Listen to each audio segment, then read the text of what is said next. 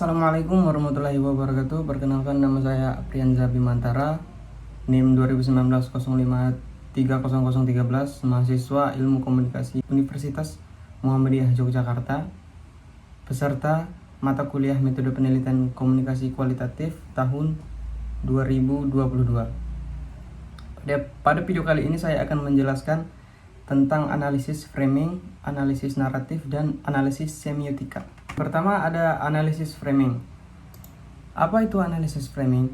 Analisis framing merupakan analisis yang memusatkan perhatian pada bagaimana media mengemas dan membingkai berita. Selain itu, proses yang dilakukan dengan memilih peristiwa tertentu untuk diberitakan dan menamakan aspek tertentu dari peristiwa melalui kata, aksentuasi kalimat, gambar, dan kerangka tertentu. Jadi analisis framing itu merupakan metode untuk melihat cara bercerita atau storytelling media atas peristiwa yang dapat memaknai dan ditulis yang kemudian disampaikan secara fakta. Contoh dari analisis framing, yang pertama ada rencana pembangunan bukit algoritma, pelaksanaan pemilu serentak, peristiwa pengeboman gereja di Makassar, dan peristiwa pemindahan ibu kota. Selanjutnya, faktor-faktor yang mempengaruhi. Apa saja sih faktor-faktor yang mempengaruhi framing berita itu menjadi sangat lazim di masyarakat? Yang pertama ada ideologi. Sebagaimana ideologi kerangka berpikir atau kerangka referensi tertentu yang dipakai oleh individu untuk melihat realitas dan bagaimana mereka menghadapinya. Beberapa dengan elemen sebelumnya yang tampak konkret, level ideologi ini sedikit abstrak. Ia berhubungan dengan konsepsi atau posisi seseorang dalam menafsirkan realitas. Selanjutnya yang kedua ada ekonomi. Ekonomi di sini sumber penghasilan media berupa iklan, bisa juga berupa pelanggan atau pembeli media. Media harus survive dan untuk bertahan hidup, kadangkala media harus berkompromi atau bernegosiasi dengan sumber daya yang menghidupi mereka, atau bisa dibilang partner lah. Misalnya media tertentu tidak memberitakan kasus tertentu yang berhubungan dengan pengiklanan. Pihak pengiklanan juga mempunyai strategi tertentu untuk memaksakan versinya pada media. Ia tentu saja ingin kepentingan dipenuhi. Itu dilakukan untuk antaranya dengan cara memaksa media memberikan berita yang buruk bagi mereka. Pelanggan dalam banyak hal juga ikut mewarnai beberapa media. Tema tertentu yang menarik dan terbukti mendongkrak penjualan akan terus-menerus diliput oleh media. Media tidak akan menyia-nyiakan momen-momen peristiwa yang disenangi oleh khalayak masyarakat. Selanjutnya ada kepemilikan media. Berhubungan dengan mekanisme dan proses penentuan berita, setiap media umumnya mempunyai ukuran tersendiri tentang apa yang disebut dengan sebuah berita. Ciri-ciri berita yang baik atau apa kriteria kelayakan berita. Hal tersebut adalah rutinitas yang berlangsung setiap hari dan menjadi prosedur atau menjadi standar bagi pengelola media yang berada di dalamnya. Rutinitas media ini juga berhubungan dengan mekanisme bagaimana suatu berita dibentuk. Ketika ada sebuah peristiwa tentang yang harus diliputi, bagaimana bentuk pendelegasian tugasnya.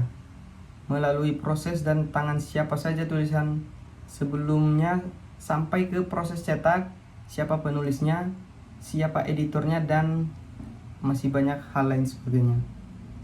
Berikutnya ada rutinitas organisasi. Berhubungan dengan struktur organisasi yang secara hipotetik mempunyai pemberitaan pengelola media dan wartawan bukan orang tunggal yang ada dalam organisasi berita.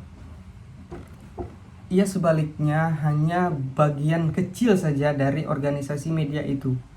Masing-masing komponen dalam organisasi media bisa mempunyai kepentingan tersendirinya masing-masing di dalam organisasi di dalam organisasi media. Misalnya selain media redaksi ada juga bagian pemasaran, bagian iklan, bagian sirkulasi, bagian umum, dan seterusnya. Masing-masing bagian itu tidak selalu sejalan. Mungkin ada cekcok atau gimana. Mereka juga mempunyai tujuan dan targetnya masing-masing. Sekaligus juga strategi yang berbeda untuk mewujudkan target tersebut. Tetapi bagian sirkulasi menginginkan agar berita lainnya ditonjolkan karena terbukti dalam menaikkan penjualan. Setiap organisasi berita selain mempunyai banyak elemen, juga mempunyai tujuan dan filosofis organisasi tersendiri. Berbagai elemen tersebut mempengaruhi bagaimana seharusnya wartawan bersikap dan bagaimana juga seharusnya peristiwa disajikan dalam berita. Selanjutnya ada personal atau wartawan. Berikutnya ada analisis naratif. Nah, apa itu analisis naratif? Analisis naratif merupakan analisis yang mengenai narasi baik fiksi maupun non-fiksi. Menggunakan analisis naratif berarti menempatkan teks sebagai sebuah cerita atau narasi sesuai dengan karakteristiknya yang di atas. Teks dilihat sebagai serangkaian peristiwa, logika dan urutan peristiwa, bagian dari peristiwa yang dipilih dan dibuang atau dihilangkan. Titik tengah atau titik sentral dalam analisis naratif adalah mengetahui bagaimana peristiwa yang disusun dan dijalin antara satu peristiwa dan disusun dengan peristiwa yang lain, atau bisa dibilang satu sama lain. Manfaat dari analisis naratif. Yang pertama membantu memengaruhi bagaimana pengetahuan, makna dan nilai diproduksi dan disebarkan dalam masyarakat. Yang kedua, memahami bagaimana dunia sosial dan politik diceritakan dalam pandangan tertentu yang dapat membantu kita mengetahui kekuatan dan nilai sosial yang dominan dalam masyarakat. Yang ketiga ada memungkinkan menyelidik dan hal-hal tersembunyi dari suatu teks media. Yang terakhir ada analisis naratif merefleksikan kontinuitas dan perubahan komunikasi. Analisis naratif biasanya digunakan untuk analisis film atau novel. Film atau novel, alur cerita mengalir dari awal sampai akhir, dan jika semiotika lebih menganalisis pada tanda-tanda dalam naratif, selain itu juga dianalisis bagaimana alur cerita atau story dan plot. Karakteristik dari analisis naratif sendiri, yang pertama, narasi tidak hanya menampilkan peristiwa namun juga karakter. Karakter adalah orang atau tokoh yang mempunyai sifat atau perilaku tertentu. Selanjutnya, masing-masing karakter memiliki fungsi dalam sebuah narasi. Dan yang terakhir, Vladimir Propp yang menyusun elemen karakter dalam menganalisis narasi. Dan yang terakhir ada analisis semiotika. Apa itu analisis semiotika? Analisis semiotika adalah pengkajian tanda-tanda, the study of sight, yang memandang entitas tertentu sebagai tanda-tanda atau sebagai sesuatu yang bermakna. Ada 3 prinsip dasar semiotika yang diperkenalkan oleh Ferdinand de Saussure. Yang pertama ada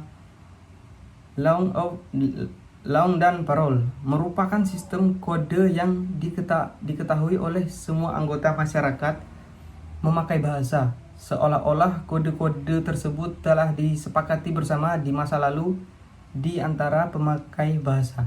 Yang kedua ada signific dan signifiant. Makna muncul ketika ada hubungan antara dua hal tersebut, relasi yang tidak terpisahkan seperti dua sisi yang saling melekat. Selanjutnya ada arbiter tanda, berdasarkan pada konvensi relasi di antara penanda dan petanda yang tanpa alasan.